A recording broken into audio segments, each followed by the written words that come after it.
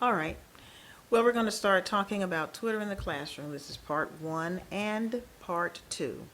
I'm Dr. Harriet Richard. I am an associate professor of psychology at Johnson C. Smith University.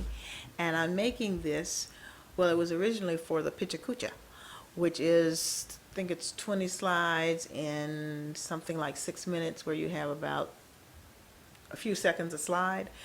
But since I'm recording it on YouTube, I'm not going to do that, but it's going to go kind of quickly. So anyway, this is about the use of Twitter in the classroom, and I'll just start here. Why Twitter? Well, it's social media. It's easily read anywhere. Students are active learners, and they want to interact with the professor in and out of the classroom. At least I want them to, because I want them to see psychology everywhere.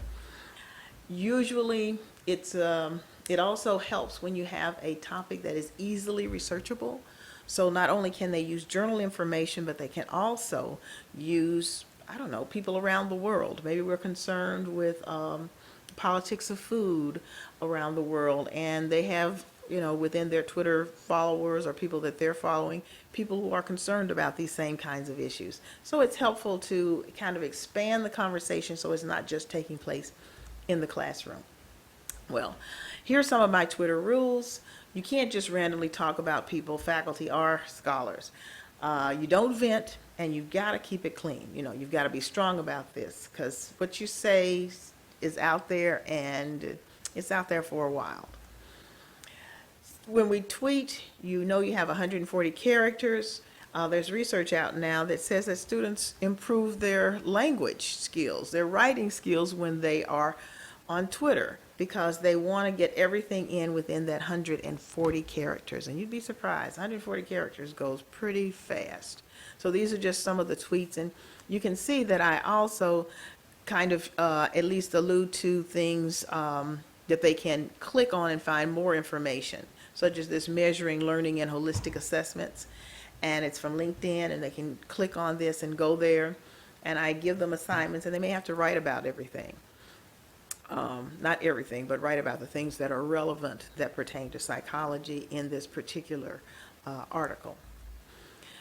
Twitter for us, JC for Johnson C. Smith, PS Psychology 1, which is its hashtag JCPS1, is a gathering place for us. So when someone goes to that hashtag, they can find out all the things that we've talked about over the entire semester. Like I said, you can't just read the Twitter feed and keep up with folks, because people comment at different times. It's fast, and it's a continuous feed. In the classroom, it's helpful, as I mentioned, for the psychology journals. I embed information in tweets, sometimes little hints about the test. Yeah, well, insights about psychology, because it is everywhere. And these are some of my colleagues as we were in the faculty sandbox talking about Twitter and doing our pitchacuchas. Okay, some of the Twitter icons are home, and that's the tweets of people I'm following. The @ which shows the tweets of people connecting to me, and the hashtag, which is the pound sign, but it's the hashtag in Twitter world. So you can discover things about topics. So there's a hashtag psychology that I go to often. There's one run by psychology, different psychology journals, and people who are interested in psychology. And the me part on the Twitter icon are my tweets, and I'll give you examples of these as we go along. The home one, as I said, are tweets from all the people I'm following, Vegetarian Times, where they talk about making this chickpea pot pie, those kinds of things. Connect, which is the @ that shows tweets responding to what I said. I did a talk to 14-year-olds, and one of my students, I asked my students to give me some hints or ideas about what they wish people had said to them when they were 14. And this young lady, Crystal, responded and said, H.W. Richard, don't let other people define your beauty. Always stay true to yourself, and love yourself for who you are. That was a great tweet. Anyway, their hashtags, people ideas, hobbies maybe you may have. Neil deGrasse Tyson is not necessarily a hobby of mine, but I admire him. He's a black astrophysicist, and the one that discovered that Pluto wasn't a planet. He's done a lot more since then. I mean, he's over I think it's Hayden Planetarium in DC. I probably messed that up, but anyway, I follow him on Twitter. I followed Deepak Chopra, but he tweets every hour, or his people tweet every hour. It's too much, too much. So I also follow yoga and I follow Scandal on Thursday nights. Yes, the gladiators do tweet. The hashtag shows you what you can discover things about. And so you see the Vegetarian Times, a colleague of mine, also Neil deGrasse Tyson, and then Fair Compare. So you can get those cheap tickets to, come back to school or go away for spring break or fall break. But these are people or ideas that I follow that I'm interested in that say something that I, I perceive to be meaningful. And then me, this is where I can see all my tweets. And I retweeted the one that Neil deGrasse Tyson posted about his show Star Talk Radio. He's also doing a series on the Cosmos now. Hopefully you all are catching that. Twitter icons inside to quote tweet or quote tweets, to retweet HT, which really means that you're, re-saying what someone else already said. And then the at H Richard, the at sign, which goes directly kind of to that person so they can see what you said. The quote tweet posts a picture of the person who originated the post. So you just aren't taking credit for it. Their picture's up there. When you retweet something, you're republishing what someone said to your followers, and your picture will be there, but be sure to add the HT because it's not something that you said. I think I made a little faux pas about that the first couple of times. I didn't know that. Whenever you start something new, you need to get a book or you need to try and figure out what the etiquette is, but there's probably Twitter etiquette online.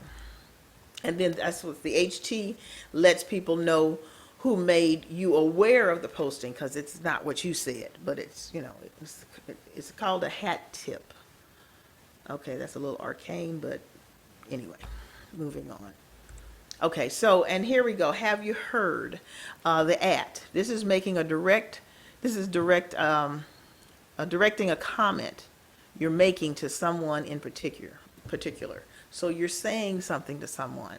You're saying at Sam. So Sam, when Sam reads his, he'll know that I'm talking to him. It'll go into, his attention will be drawn to it.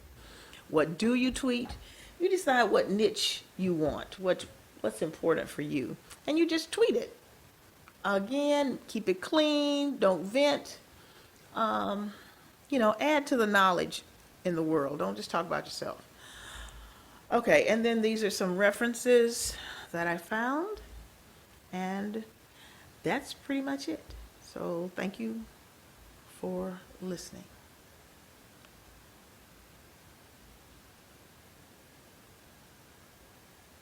What happened?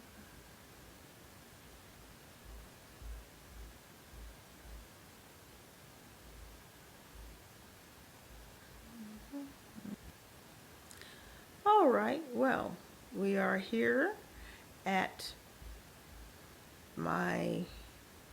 the beginning of my talk, which is about Twitter and using it online. And I just want to kind of begin this talk by telling you who I am. I'm Dr. Harriet Richard, and this is about Twitter in the classroom. This was a faculty sandbox, faculty development idea, which originally was a picture that you're to do in a certain length of time. And so I'm an associate professor of psychology at Johnson C. Smith University. So I'm going to kind of walk you through my Twitter information. Why do you use Twitter? Well, I use social media because students are really into it. And I want them to see that psychology is more than just what happens in the classroom at that short period of time.